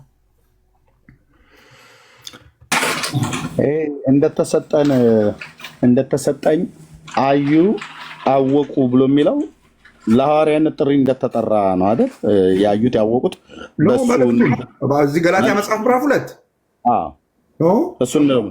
እንደተሰጠኝ አዩ አወቁ ብሎ የሚለው ምንድን ነው? ይዞት የሄደውን ወንጌል ቁጥር 2 ላይ ምን እንደሚል ተመልከት። ከዚያ ወዲያ ቁጥር 1 ላይ ከዚያ ወዲያ ከ14 ዓመት በኋላ ከበርናባስ ጋር ቲቶን ደግሞ ይዤ ወደ ኢየሩሳሌም ሁለተኛ ወጣው፣ እንደተገለጠልኝም ወጣው። ከመለኮት ምሪት አግኝቶ እንደወጣ ባለፈው ሳምንት አይተናል። ምናልባትም በከንቱ እንዳልሮጥ ወይም በከንቱ ሮጬ እንዳልሆን በአሕዛብ መካከል የምሰብከውን ወንጌል አስታወቅኳቸው። መልእክቱን ነው የነገራቸው፣ ወንጌሉን ያንን ያዩት ያወቁት ያንን ነው አስታወቅኳቸው። እና ዋኖች መስለው ለሚታዩት ለነሱ ምንም ፍርሃት አልነበረኝም። አሳወቅኳቸው፣ አሳየኋቸው፣ አዩ፣ መረመሩ። ያን ባረጉ ጊዜ ቲቶ እንዲገረዝ አልጠየቁኝም። ይህን ያረኩት መልእክቱን ይዤ ስሄድ ቲቶን ይዤ ጭምር ነው ሄድኩት፣ ማስረጃዬ ስለሆነ እና መጨረሻ ላይ የሆነው ነገር ቁጥር 6 ላይ የምታየው አለቆች የመሰሉት ግን በፊት ማን እንደነበሩ አይገደኝም። እኔ በዛ ጉዳይ ላይ እግዚአብሔር የሰውን ፊት አይቶ አያደላም። አለቆች የመሰሉት አንዳች እንኳ አልጨመሩልኝምና በምሉ ላይ በመልእክቱ ላይ ተመልሰው ግን ጴጥሮስ ስለተገረዙት የሆነውን ወንጌል አደራ እንደተሰጠው እንዲሁ ለእኔ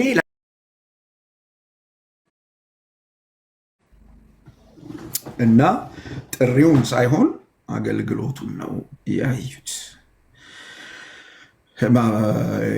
መልእክቱን ነው ያዩት እና እሱ ነው ኤርሚ። እሺ ሌላ ሰው ኤርሚ ማን ነው የሚቀጥለው? ኦኬ ገኒ ነች አሁን የጠየቃቸው። ኦኬ ምንድነው ሀጃ ነው? ሀጃ 他知道这是那2个孩子的愿望，用这种方式来救赎更多。ነው ከበስተኋላ ያለውን ድምፅ ቪዲዮ ከኋላሽ ድምፅ አለ። አዎ ከድምፁ ለመራቅ ነው። እግዚአብሔር ይባርካችሁ። እንዴት አድርጌ የውስጤን እርካታ በቃል ልገልጽላችሁ እንደማልችል እርግጠኛ ነኝ። እግዚአብሔር ዘመናችሁን ይባርክ። በእውነት በጣም ደስ እያለኝ ነው የማዳምጣችሁ። ኤርሚ አንተም እግዚአብሔር ይባርክ፣ ፓስተር አንተም እግዚአብሔር ይባርክ። ሁሌ በስራ ቦታ ሁኜ ነው የማዳምጠውና ከእናንተ ስር ያደጉ እንደነ ብሩክ ድንቅ የእግዚአብሔርን ቃል የሚተነትኑና የሚያስተምሩ እንዴት እንደሚያረካ ልነግራችሁ አልችልም። በዚህ አጋጣሚ እግዚአብሔር ዘመናችሁን ይባርክ። አሁንም ለጠላት ጠላት ያድርጋችሁ። አሁንም እግዚአብሔር ከዚህ በበለጠ የወንጌልን እውነት የምታሰራጩ ያድርጋችሁ። እንጃ ተባረኩ። የስራ ቦታ ሁኜ ስለሆነ እስቲ ወደ ቀጥታ ወደ አንድ ጥያቄ ያለኝና ወደዛ ልግባ። ጥያቄ ባለፈው ስታስተምር የነበረው ቃል ስለ መብላትና አለመብላት ጳውሎስ ያስተማረው እሱ ላይ ነው። መጠየቅ ይቻላል አይደል? የባለፈው የዛሬ ሳምንት ማለት ነው። ከስር ጽፌ ነበር እንዴት ላግኛችሁ ምናምን ብዬ ጽፌ ነበር፣ ስለማይመቸኝ ስራ ቦታ ስለሆንኩኝ፣ ግን ሪስፖንድ መልስ አላገኘሁም ነበር እና አም ሶ ሶሪ። ለዚህ ነው ዛሬ ለመጠየቅ የተገደድኩት። እኔ አሁን እዚህ የምሰራበት ቦታ ላይ ማለት ነው ሌላ እምነት የሚያካሂዱ የተለያየ እምነት የሚያካሂዱ ሰዎች ጋር ነው ገብቼ የማገለግላቸው እና አንዳንዶቹ ጋር ሌላ እምነት ያላቸው ማለት ነው። አሁን ለምሳሌ ትልልቅ እናትና አባቶች ናቸው። ቡድሂዝም አሁን ለምሳሌ ቡድሂዝም ማለት ቡድሃ የሚያገለግሉ ወይም ደግሞ የሚያመልኩ አሉ እና ከ95 ዓመት በላይ እድሜ ያላቸው ስለሆኑ ምንድን ነው የሚደረገው? አሁን የሆነ የሚቀመጥ ነገር አለ። እኔ በተለምዶ ወይም ደግሞ በእድሜ እንደዚህ አይነት ነገር አይቼ አላቅም። የሆነ የሚቀመጥ ነገር አለ። ያንን ሲያስቀምጡ ለራሳቸው መንቀሳቀስ ስለማይችሉ እዚህ አድርጊልን፣ ያንን አድርጊልን፣ እንዲያድርጊልን ይሉኛል። በፊት ዝም ብዬ ነበር የማደርገው። ከዛሬ ወር በፊት ግን መንፈሴ እየተቆጣ መጣ። አንደኛ እኔ እድሜያቸው እንትን ስለሆነ ለማገልገል ነው ያንን የማደርገው። ግን ሳስበው የሆነ መንፈሴ እየተቆጣ ነው። ይሄ ትክክል ነው ወይስ ትክክል አይደለም? እኔ እድሜያቸውን ስለገፉ ለማገልገል የሆነ አፕል ምናምን ነገር ሲያስቀምጡ ማለት እሱን ያንን የሚያስቀምጡትን ነገር እንዲቀመጥላቸው ምናምን የሚፈልጉበት ምክንያቱ አምልኮ ነው። እነሱ የሆነ ስዕል አለ፣ ስዕሉ ስር እንዳስቀምጥላቸው ነው የሚነግሩኝ እና ያንን አስቀምጣለሁ። መስዋዕቱን እዛ እንድታረጊለት ነው የሚጠይቁሽ ስዕሉ ስር። አዎ። እና አንዱ ይሄ ነው።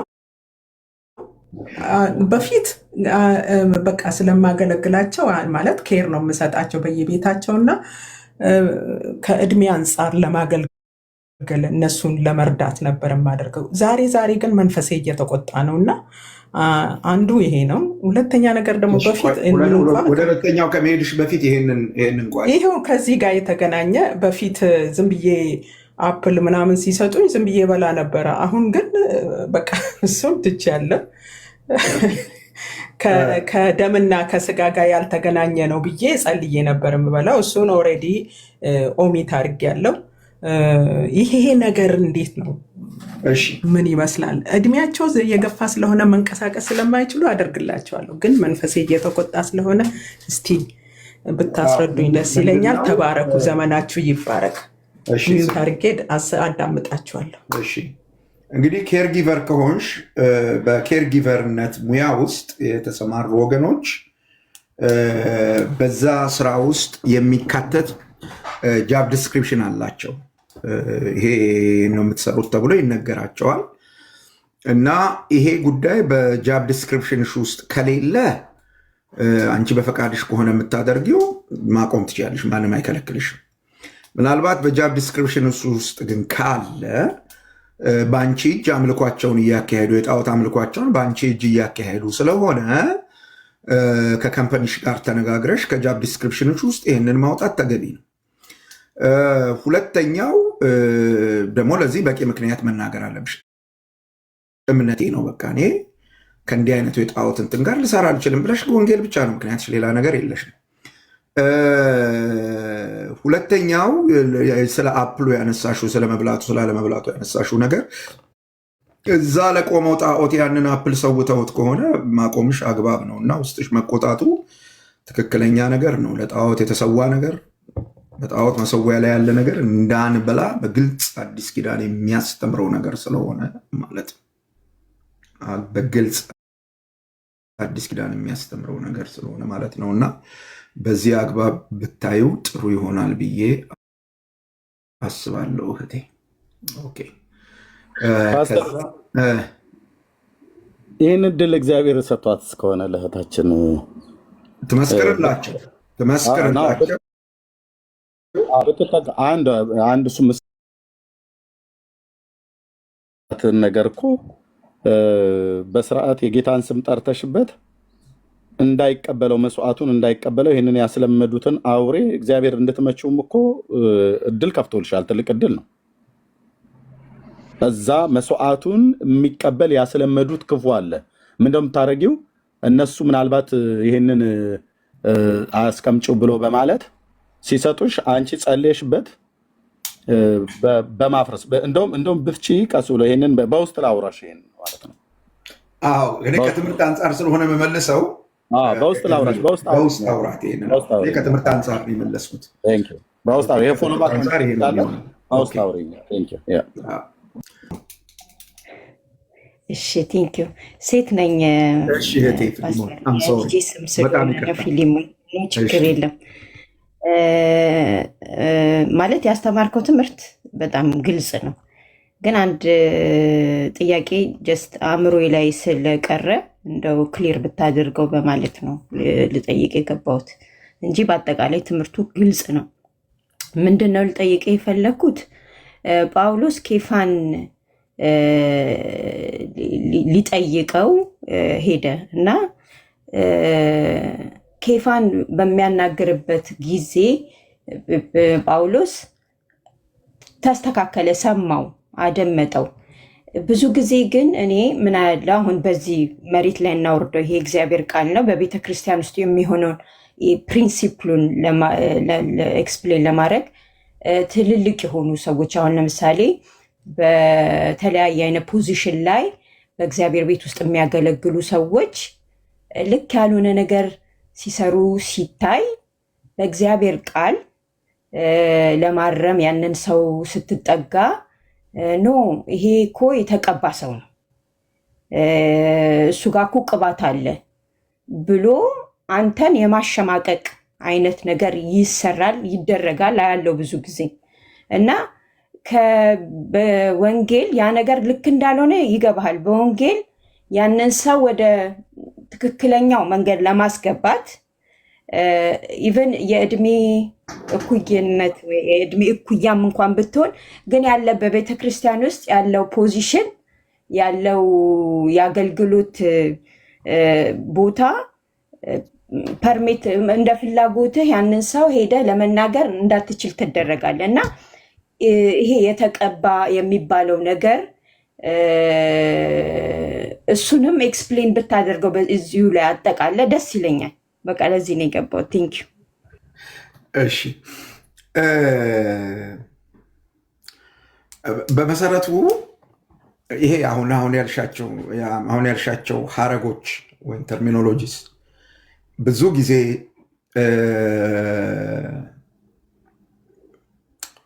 ከቅዱስ ቃሉ ተገኝተው ወይም ቅዱስ ቃሉ ያስተማራቸው ትምህርቶች ሆነው ሳይሆን አንድ ቤተ ክርስቲያንን የወረራት የእምነት እንቅስቃሴ የሚባል በጣም አግድም አደግ የሆነ ትምህርት አለ። ከዚያ ትምህርት ውስጥ የወጡ ባህሎችና ነገሮች ናቸው እነዚህ አሁን ያነሳሻቸው። የተቀባ የሚባል ልዩ ማይጠየቅ የተቀባ ስፔሻል የሚባል ሰው የለም መጽሐፍ ቅዱስ ውስጥ ወይም በክርስትና ዓለም።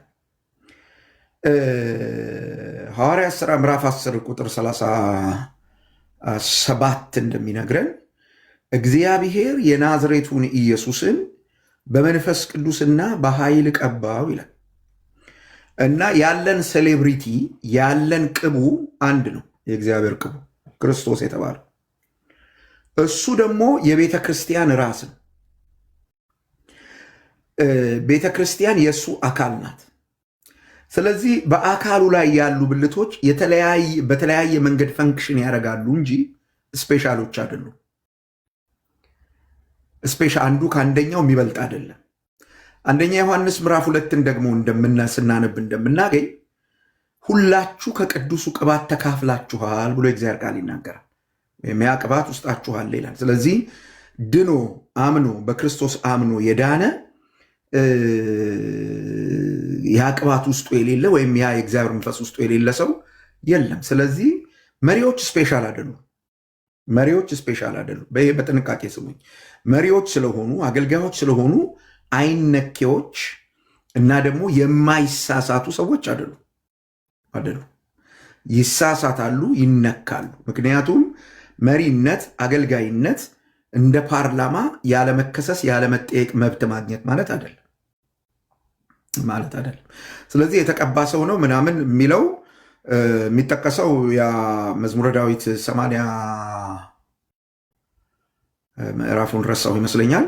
ስለ እስራኤል ሕዝብ ነው የሚያወራው። ኔሽን እስራኤል ነው እንጂ በዚህ ዘመን ተቀብተዋል ስለሚባሉ ሰዎች አይደለም እሱ የሚያወራው። የቀባቸውን አትዳሱ ብሎ ማነው ክፉ እንዲያደርግባቸዋል? ስለ ኔሽን እስራኤል ነው የሚያወራው። እስራኤል የሚባለውን ሕዝብ አሕዛብ እንዳይነኩበት እግዚአብሔር ከልክሏል እንጂ አሁን በቤተ ክርስቲያን ያሉ አገልጋዮች እንደው ምንም እንዳይጠየቁ እንዳሻቸው እንዲሆኑ ብሏል የሚል ትምህርት በአዲስ ኪዳን የለም። ስንጠይቃቸው ግን እንዴት እንጠይቃቸው? አሁን እሱ ዋናው ነገር። እዚህ ላይ ከተስማማን ስንጠይቃቸው እንዴት እንጠይቃቸው? አንደኛ በአክብሮት ልንጠይቃቸው ይገባል። ሁለተኛ የምንጠቀመውንም ተርሚኖሎጂ ማወቅ አለብን። የድምፃችንን ቶን ማወቅ አለብን። እንዴት እንደምናናግራቸው ማወቅ አለብን። አንዳንድ ጊዜ እኛም ሄደን ሰዎቹን ለማረም የምንሄድበት መንገድ ከነሱ የተሻልን እንደሆንን ለማሳየት በሆነ ልብ ስንሄድ አይሰሙንም፣ ችግር ይፈጠራል። መጽሐፍ እንደሚናገር መንፈሳውያን የሆናችሁ እናንተ በየዋሃት መንፈስ የሳተውን አቅኑት ስለሚል በዚህ የዋሃት መንፈስ ቀርበን ልናርማቸው፣ ልናስተካክላቸው፣ ክፍተቱን ልናሳያቸው ይገባል። ከነሱ የተሻልን እንደሆንን ለማሳየት ከሄድን ግን ተግባቦቱ ስለሚበላሽ አይሰሙንም። ይሄ እነሱ አጃቢዎች ሆነው የተቀባ አትናገር ምናምን የሚሉ ሰዎች እነሱን ዝለያቸው፣ የእግዚአብሔርን ቃል ስለማያውቁ ነው። ከዚህ ያለፈ ነገር ምንም ልንል አንችልም። ይጠየቃሉ መሪዎች። ጳውሎስ ጴጥሮስን ጠይቋል፣ ይጠየቃሉ። እኔ በማገለግልባት በዚች አጥቢያ ውስጥ ነፍሴ እስኪወጣ ነው የምጠየቀው። ይጠይቁኛል፣ በደንብ ነው የሚጠይቁኝ እና እጠየቃለሁ። አካውንታቢሊቲ ቨሪ ኢምፖርታንት በእግዚአብሔር ቤተክርስቲያን ውስጥ ማለት ነው። እና እንደውም ለሚያገለግለው ጉባኤ አካውንተብል ያልሆነ ወይም ተጠያቂነት የሌለበት ሰው የዛ ጉባኤ መሪ ሊሆን አይችልም። የዛ ጉባኤ መሪ ሊሆን አይችልም። ጉባኤው ይጠይቀዋል፣ እሱም ጉባኤውን ይጠይቃል። አካውንታቢሊቲ ቦዝ ሳይድ ፕሮቴክሽን ስለሆነ በሁለት አቅጣጫ ጥፋት እንዳይደርስ መጠባበቅ ስለሆነ ማለት ነው። እና በዚህ አግባብ ነው መታየት ያለበት ብዬ ነው ማምነው። ቅዱስ ቃሉ የሚያስተምረው ይሄን ነው። እሺ ተከተል። አሁን ተሳክቶልህ ከሆነ ተሳክቶልኛል። በጣም አመሰግናለሁ። በጣም ደስ የሚል ፕሮግራም ነው። እግዚአብሔር ይባርካችሁ። እንግዲህ ጋሽ ኤርሚንም ሎንግ ታይም ነው የምንከታተለው። ያው ፓስተር አንተንም አንገባም፣ ገስት ላይ ባንገባም ከውስጥ በጣም እንከታተላለን። እግዚአብሔር ዘመናችሁን ይባርክ። በጣም ተጽዕኖ እየፈጠራችሁ ነው። እኔ ወደ ጥያቄ ሲገባ አሁን ይቴ በጣም ለመጠየቅ ያስኩትን ጠይቃለች። በዛ አክዬ ደግሞ ሁለት አድርጌ ጠይቃለሁ። እሱንም ጳውሎስ ጴጥሮስን ፊት ለፊት ገሰጸ። አሁን እኔ ደግሞ ጨምሬ በዛ ላይ አሁን ጥያቄ ሁለት ነው። መጠየቅና ዲሲፕሊን የሚባል ነገር አለ። ፊት ለፊት አሁን 4 ወር 2 ወር አልሆነምና እኔ በሚያገለግልበት ቸርች ፓስተር ተሳስቶ ይጠየቃል እንጂ ዲሲፕሊን አይሰጥም ተብሎ በጣም ውዝግብ ፈጥሯል። አንድ ሰው የታወቀ ፓስተር ከሆነ ፓስተሩ ተጠይቆ ተማክሮ ነው ወደ አገልግሎት መግባት ያለበት እንጂ ለፓስተሮች ዲሲፕሊን አይሰጥም ተብሎ አሁን በቃለ ሕይወት ማለት ነው፣ በቃለ ሕይወት ደረጃ እንደዛ አይነት ነገሮች ቤተ እምነቱን ባትጠራ ደስ ይለኛል፣ ግን ዝም ብለህ አውራውሽ። እሺ ቴንኪዩ። እንደዛ አይነት ጥያቄ ነበረና እንዴት ነው ምላሽ የሚሰጠው? አንድ እሱ ነው። ዲስፕሊን ይሰጣል አይሰጥም? ሌላ ደግሞ ግርዛት፣ በግርዛት ዙሪያ ቅድም ትምህርት እየተቀበልን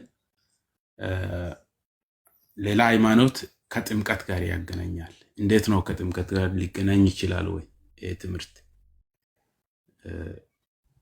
የሁለቱም ጥያቄ ነው አሳጥሬ ለመጠየቅ የፈለግኩት። እሺ ቴንኪዩ። የመጀመሪያው ያነሳኸው ጥያቄ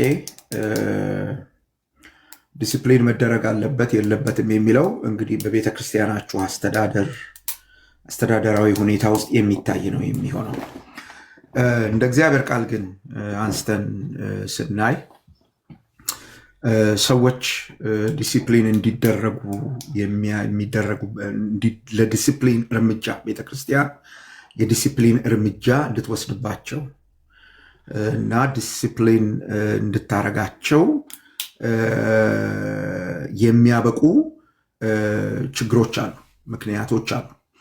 እነዛ ችግሮች፣ እነዛ ምክንያቶች የክርስቶስን አካል የሚበክሉ ሌሎችን ለኃጢአት በድፍረት እግዚአብሔርን ባለመፍራት ለመኖር እንዲችሉ የሚቀሰቅሱ የሚያነሳሱ ከሆኑ ብዙ አይነት ነገሮች ሊሆኑ ይችላሉ። ማንም ይሁን ፓስተር ነው ዘማሪ ነው ምናምን በዚህ ሊባል አይችልም። በቅዱስ ቃሉ መሰረት ይመከራል፣ ይገሰጻል፣ ዲስፕሊን ተደርጎ በአግባቡ መሄድ አለበት። ይሄ የቅዱስ ቃሉ ትምህርት ነው። የቤተክርስቲያናችሁ አስተዳደር በዚህ አቅጣጫ ያለው አቋም ምንድን ነው? አይ ቲንክ ከነሱ ጋር ነው መነጋገር የሚያስፈልገው ብዬ ነው የማስበው። ግርዘትን በተመለከተ ላነሳኸው ጥያቄ እዚህ አሁን እኔ ሳስተምር ግርዘትን ከምንም ነገር